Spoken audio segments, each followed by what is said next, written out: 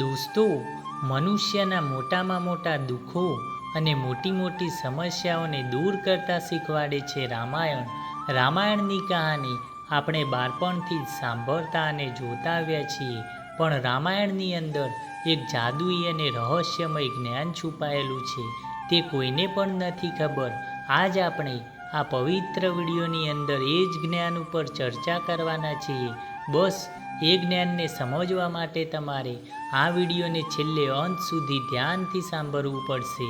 અને એક વાત તો નક્કી જ છે, જે લોકો રામાયણના આ જ્ઞાનને સારી રીતે સમજી લેશે, તેને દુનિયાની કોઈ પણ સમસ્યા, કોઈ પણ દુઃખ એના જીવનમાં ટકી શકશે નહીં. રામાયણનું એક એક પાત્ર ખૂબ જ મહત્ત્વનું છે. પ્રભુ શ્રીરામનું, ભરતનું, લક્ષ્મણનું, સીતા માતાનું. દોસ્તો, રામાયણનું હર એક પાત્ર આપણને ઘણું બધું શીખવાડે છે. પછી એ રાવણ કે કુંભકર્ણનું જ કેમ ન હોય. દોસ્તી નિભાવવી, પ્રેમ નિભાવવો, સંબંધો નિભાવવા, એ બધું જ દરેક માણસોએ રામાયણથી જ શીખવું જોઈએ.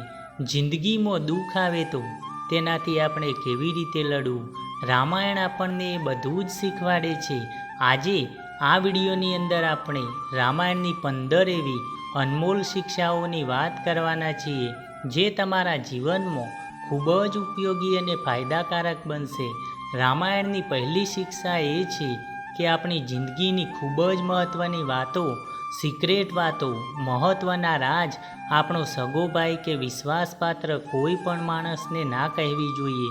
જ્યારે પ્રભુ શ્રીરામ અને રાવણનું યુદ્ધ ચાલી રહ્યું હતું, ત્યારે પ્રભુ શ્રીરામે રાવણ પર ઘણા શસ્ત્રો ચલાવ્યા, પણ રાવણ થોડા ક્ષણો માટે મરતો અને ફરીથી જીવિત થઈ જતો.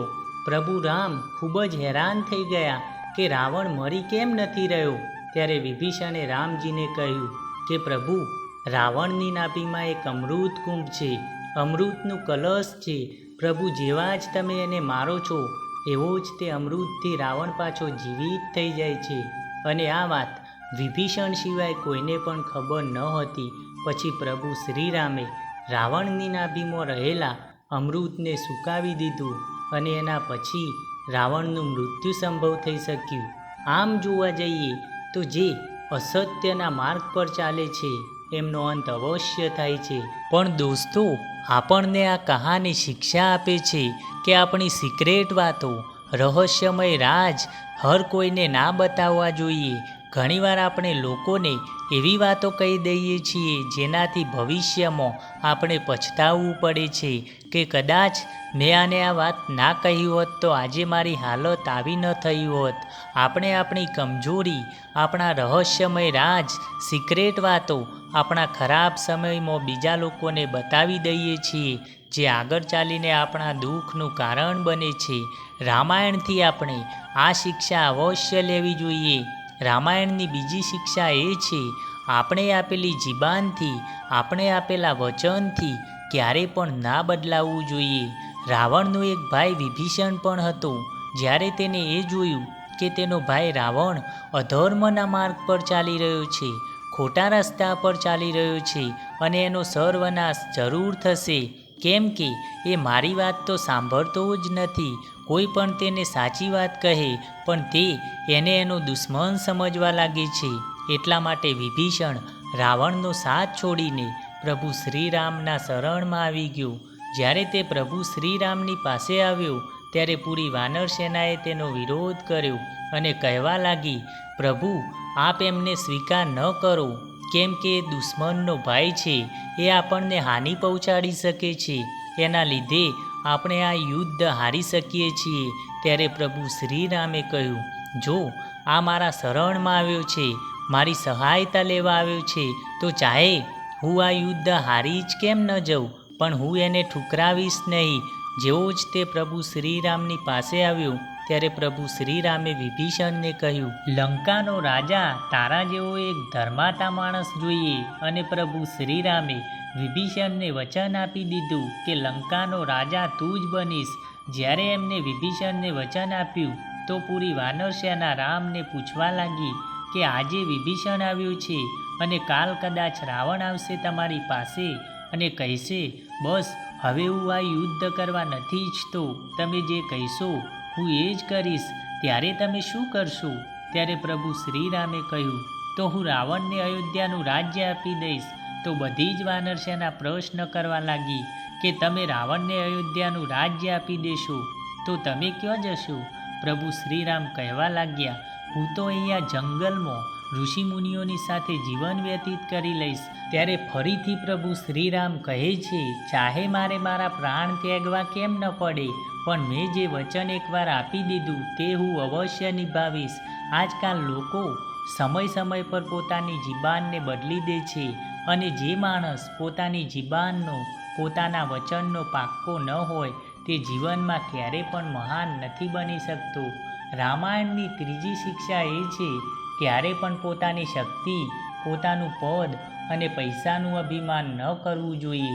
રાવણની અંદર એટલી શક્તિ હતી કે તેને પોતાના મોતને, પોતાના કાનને, પોતાના પગના અંગૂઠાની નીચે દબાવીને રાખ્યું હતું. જે નવગ્રહોની પૂજા કરે છે લોકો, ડરતા રહે છે, એ પણ તેના દરબારમાં હાથ બાંધીને ઊભા રહેતા હતા. બધા જ દેવતાઓને તેને વશમાં કરી રાખ્યા હતા. એવું કોઈ જ ન હતું જેનાથી તેને ડર લાગતો હોય, અને એની શક્તિના અભિમાનમાં એક દિવસ એનો સર્વનાશ થઈ ગયો. બધું જ ખતમ થઈ ગયું. આ કહાની રાવણ માટે જ નથી, બધા લોકો માટે છે જે પોતાના પૈસાનો ઘમંડ કરે છે, પોતાના રૂપરંગનો ઘમંડ કરે છે, પોતાની બળ શક્તિ અને પદનો ઘમંડ કરે છે. પણ યાદ રાખજો, જ્યારે સમય બદલાય છે ને ત્યારે રાવણ જેવી જ હાલત થઈ જાય છે. કેમ કે એ લોકો પોતાના અહંકારના લીધે જ ન જાણે કેટલા લોકોના દિલ તોડી દે છે, ન જાણે કેટલા લોકોના સંબંધ ખરાબ કરી દે છે, અને જ્યારે એમને જરૂર પડે છે ત્યારે કોઈ પણ એમનો સાથ નથી આપતું. એટલા માટે તમે ગમે તેટલા મોટા અને પૈસાદાર કેમ ન બની જાઓ, પણ અભિમાનને ક્યારે પણ પોતાના માથે ન ચડવા દેતા. રામાયણની ચોથી શિક્ષા એ છે કે જે કોઈ પરાઈ સ્ત્રીમાં અથવા તો પરાયા પુરુષમાં વાસનાનો ભાવ રાખે છે એમનો સર્વનાશ જરૂર થાય છે. રાવણની પત્ની મંદોદરી ખૂબ જ સુંદર હતી, તો પણ રાવણ પ્રભુ શ્રીરામની પત્ની સીતાના આકર્ષણમાં ફસાઈ ગયો. રાવણ પોતે પણ વિવાહિત હતો, અને જે સ્ત્રી વિશે તેના મનમાં વાસનાનો ભાવ હતો તે પણ વિવાહિત હતી, અને એવા વ્યક્તિનો નાશ જરૂર થાય છે. આજકાલ લોકો લગ્નના પછી પણ ઘણા પુરુષોના બીજી સ્ત્રીઓ સાથે સંબંધ હોય છે, સ્ત્રીઓના ઘણા પુરુષો સાથે સંબંધ હોય છે. આ કલિયુગ છે. લોકો કહે છે આજકાલ બધું જ ચાલ્યા કરે, મનુષ્ય એકદમ જાનવર બનતો જઈ રહ્યો છે. ના કોઈ મર્યાદા છે, ના કોઈ લિમિટ છે, ના કોઈ સાચા ખોટાની સમજ છે. માણસને જે મનમાં યોગ્ય લાગે તે જ કરે છે. પણ યાદ રાખજો, જે લોકો પોતાના જીવનસાથીને છોડીને અહીં ત્યાં ભટકતા રહે છે, એક દિવસ એમનું પોતાનું પરિવાર બરબાદ થઈ જાય છે, બધું જ ખતમ થઈ જાય છે. એક સારા માણસની એ જ તો ઓળખાણ છે કે તે પોતાના પરિવાર માટે સારી રીતે જીવતો રહે. એનું પરિવાર જ એના માટે બધું જ હોય છે. દરેક માણસે રામાયણથી આ શીખ જરૂરથી લેવી જોઈએ કે ક્યારે પણ બીજા પુરુષ કે સ્ત્રીમાં વાસનાનો ભાવ ક્યારે પણ ના રાખવો જોઈએ. વાસનાનો ભાવ રાખવાથી જીવનમાં ફક્ત દુઃખ જ પ્રાપ્ત થાય છે. રામાયણથી પાંચમી શિક્ષા આપણે એ લેવી જોઈએ કે ભાઈ કેવો હોવો જોઈએ એ રામ અને ભરતથી શીખવું જોઈએ. લોકો આજકાલ લડતા રહે છે જમીન જાયકાત માટે, પૈસા માટે. રામ અને ભરત વચ્ચે શા માટે પ્રેમથી બોલાચાલી થતી કે રામ કહેતા કે ભરત રાજ્ય તમે સંભાળો, અને ભરત શ્રીરામને કહેતા કે આ રાજ્ય ફક્ત તમારું છે, હું ક્યારેય આ રાજ્ય નહીં સંભાળું. અને આજકાલ બે ભાઈઓ લડતા હોય છે હક માટે, અને રામાયણમાં બંને ભાઈઓ લડી રહ્યા છે ત્યાગ કરવા માટે, સમર્પણ માટે, પ્રેમ માટે. અને અત્યારે લોકો કહે છે કે આજકાલ એવો જમાનો જ નથી રહ્યો. પણ હા, માન્યું કે આજકાલ એવો જમાનો નથી રહ્યો, પણ કેમ નાની નાની બાબતોમાં લોકો પોતાના સંબંધો તોડી નાખે છે, પોતાના સંબંધોમાં ઝેર ભરી દે છે, એકબીજાઓના દુશ્મન બની જાય છે. પણ જો તમે ત્યાગ કરવા નથી માગતા તો કમસે કમ પોતાના સંબંધોને તો ખરાબ ન કરો. રામાયણથી છઠ્ઠી શિક્ષા આપણે એ શીખવી જોઈએ કે એક રાજાએ દેશ કેવી રીતે ચલાવવો જોઈએ. પોતાની પ્રજાના સુખ માટે પ્રભુ શ્રીરામને પોતાના બધા જ સુખનો ત્યાગ કરી દીધો. પ્રભુ શ્રીરામના પિતા મહારાજ દશરથે એમના પુત્રનો જ ત્યાગ કરી દીધો. આખું જીવન એટલા માટે જીવતા રહ્યા કે તેમની પ્રજાને સુખ મળે. જે રાજાના રાજ્યમાં લોકો દુઃખી અને પરેશાન રહેતા હોય એ રાજાને ક્યારે પણ સફળ રાજા માનવામાં નથી આવતો. લોકો માટે રહેવા ઘર નહીં, જમવા માટે ભોજન નહીં, કમાવા માટે વેપાર નહીં, લોકો તડપતા હોય, પરેશાન હોય અને કોઈ એમનું સાંભળનાર ના હોય એવા રાજાને ક્યારે પણ એક સફળ રાજા માનવામાં નથી આવતો. એટલા માટે રામાયણથી એ જરૂરથી શીખ લેવી જોઈએ કે અસલી રાજા એ જ છે જે પોતાની પ્રજાને ખુશ રાખતો હોય.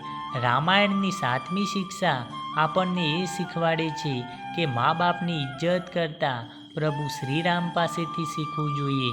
એમના રાજ્ય અભિષેકની ઘોષણા થઈ ચૂકી હતી કે અયોધ્યાના રાજા આવતીકાલે પ્રભુ શ્રીરામ બનશે. પણ રાતોરાત બધું જ બદલાઈ ગયું અને કૈકેયીએ વરદાન માગ્યું મહારાજ દશરથ પાસે કે રામને વનવાસ મળે અને મારો પુત્ર ભરત અયોધ્યાનો રાજા બને.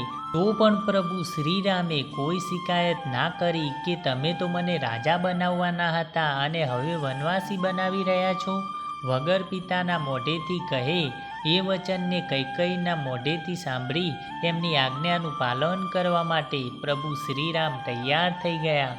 વનવાસીની જેમ પ્રભુ શ્રીરામે 14 વર્ષ વનમાં વિતાવ્યા પણ પોતાના પિતાને ઝૂકવા ન દીધા. આજકાલ તો મા બાપનું એમના બાળકો સાંભળતા જ નથી. જે કામ કરવા કહો એ બધું જ અવળું કરે છે. બાળકોના વિચારો જ અલગ છે અને આપણા પણ વિચારો અલગ જ છે. અને બીજું તો બીજું પણ આજકાલ તો બાળકો તેમના માતા પિતા સાથે રહેવા જ નથી માગતા. એક સમય હતો જ્યારે માણસો તડપતા હતા અને કહેતા કે અમે અમારા મા બાપ વગર નહીં રહી શકીએ. આ કલિયુગમાં લોકોના દિલ ખૂબ જ નાનકડા થઈ ગયા છે. ઘર તો ખૂબ જ મોટા છે પણ દિલ એટલું નાનું થઈ ગયું છે કે એમાં પોતાનો સ્વાર્થ સિવાય કોઈના માટે પણ કોઈ જગ્યા નથી રહેતી. પછી ચાહે એ પોતાના મા બાપ જ કેમ ન હોય. એટલા માટે રામાયણથી આ શિક્ષા પણ અવશ્ય લેવી જોઈએ કે દુનિયામાં ચાહે કોઈની મદદ કરો કે ના કરો પણ પોતાના મા બાપની ઇજ્જત અવશ્ય કરો. રામાયણની 8મી શિક્ષા આપણને એ શીખવાડે છે કે નાના માણસોથી ક્યારે પણ કોઈ સલાહ ન લેવી જોઈએ. કૈકેયીની દાસી હતી મંથરા જે કૈકેયીના પુત્ર ભરતથી વધારે પ્રભુ શ્રીરામને પ્રેમ કરતી હતી. પણ મંથરાએ એવી બુદ્ધિ દોરાવી કે રાતોરાત રામને વનવાસ મોકલી દીધા.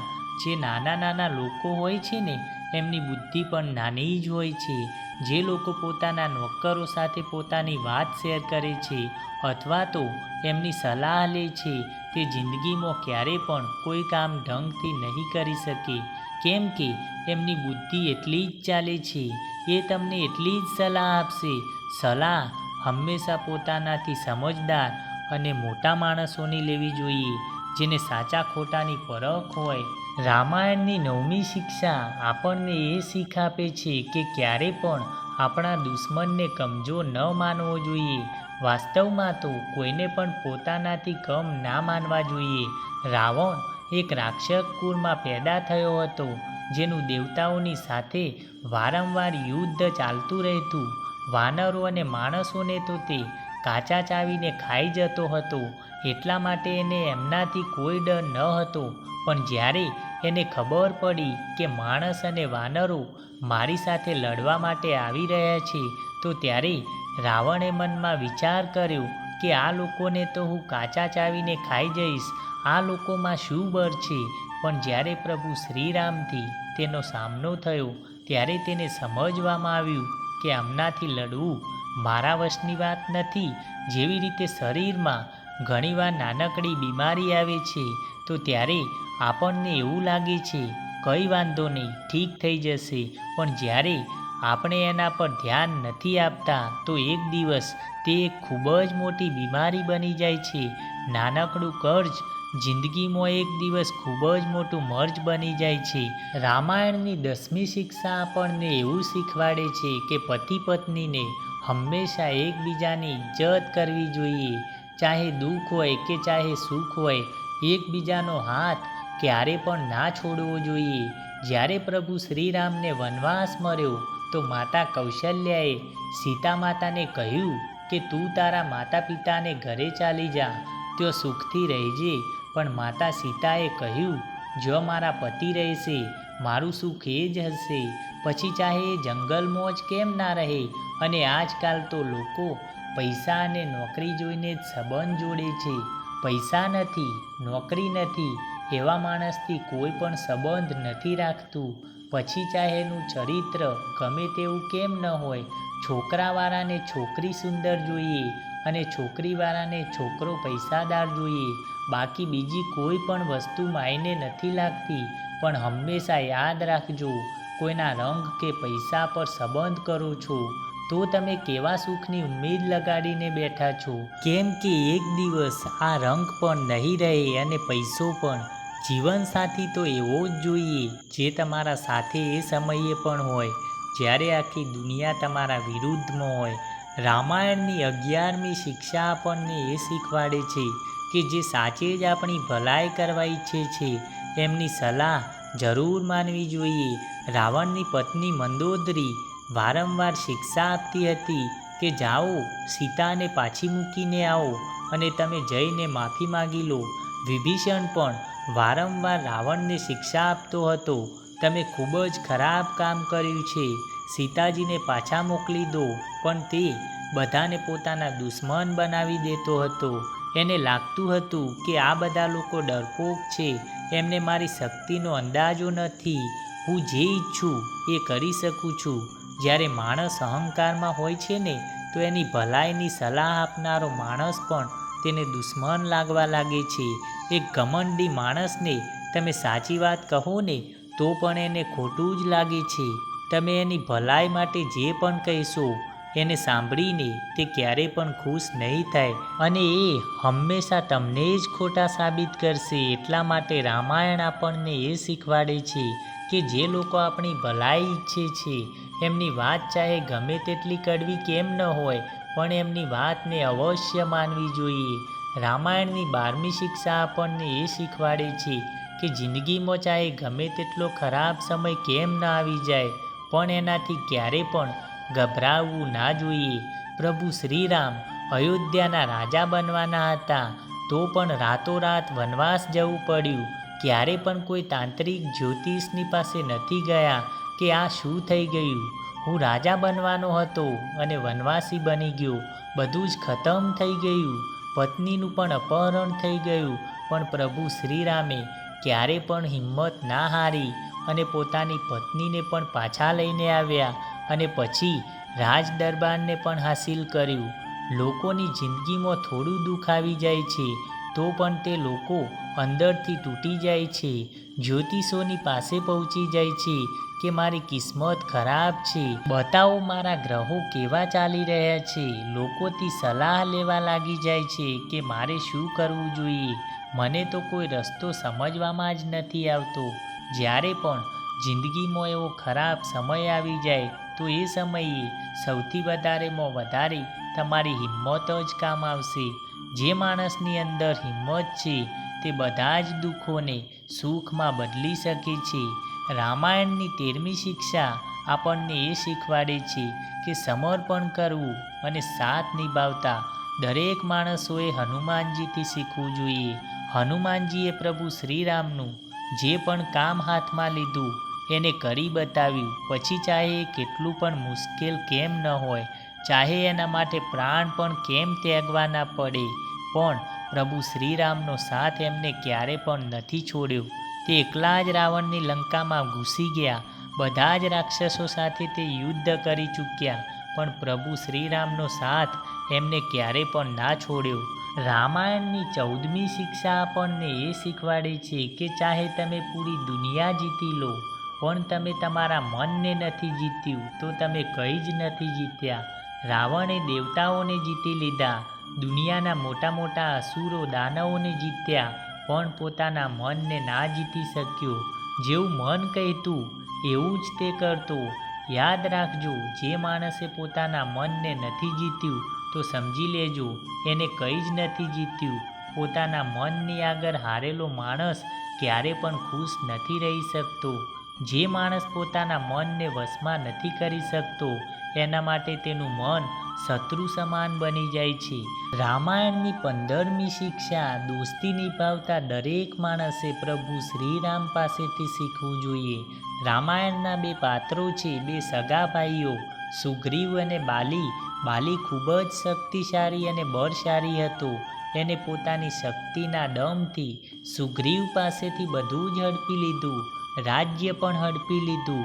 બીજું તો બીજું, સુગ્રીવની પત્નીને પણ હડપી લીધી અને સુગ્રીવ પોતાનો જીવ બચાવવા માટે રાજ્યને છોડીને જવું પડ્યું અને સુગ્રીવ છુપાઈને જીવવા લાગ્યો. જ્યારે પ્રભુ શ્રીરામનો વનવાસ ચાલી રહ્યો હતો અને રાવણ સીતા માતાને ઉઠાવીને લઈ ગયો હતો, ત્યારે પ્રભુ રામની દોસ્તી હનુમાનજીએ સુગ્રીવથી કરાવી હતી અને રામજી એમને વચન આપી દીધું કે તને તારું રાજ્ય અવશ્ય મળશે. જ્યારે પ્રભુ શ્રીરામે એમના વચનને પૂરું કર્યું અને સુગ્રીવને પાછો રાજા બનાવ્યો, ત્યારે સુગ્રીવે રામને પાછો પ્રશ્ન કર્યો, હું તો આટલો કમજોર છું અને બાલી આટલો શક્તિશાળી છે અને તમે ફક્ત દોસ્તી નથી કરી, એ દોસ્તીને નિભાવીને પણ બતાવી છે. હાલાકી આજકાલ લોકો બધું જ જોઈ સમજીને દોસ્તી કરે છે. જે વધારેમાં વધારે ધનવાન હોય, સુંદર હોય અને મોટા પદ ઉપર હોય છે, લોકો ફક્ત એમનાથી જ સંબંધ રાખે છે. જેનાથી કોઈ ફાયદો નથી થતો, એમનાથી કોઈ પણ લોકો સંબંધ નથી રાખતા. પછી સુગ્રીવ રામને કહેવા લાગ્યો, પ્રભુ, હું તો તમારા કોઈ કામનો જ ન હતો, છતોય તમે મારી મિત્રતા નિભાવી. એટલા માટે રામાયણ આપણને એ શિક્ષા આપે છે, મિત્ર એ જ છે જે આપણા સુખ દુઃખમાં ગમે તેવી પરિસ્થિતિમાં આપણી સાથે ઊભો થઈ જાય. સાચો મિત્ર એ જ છે જે તમારી સાથે એ સમયે પણ હોય જ્યારે આખી દુનિયા તમારા વિરુદ્ધમાં હોય. દોસ્તો, બસ હવે આજના વિડીયોમાં આટલું જ.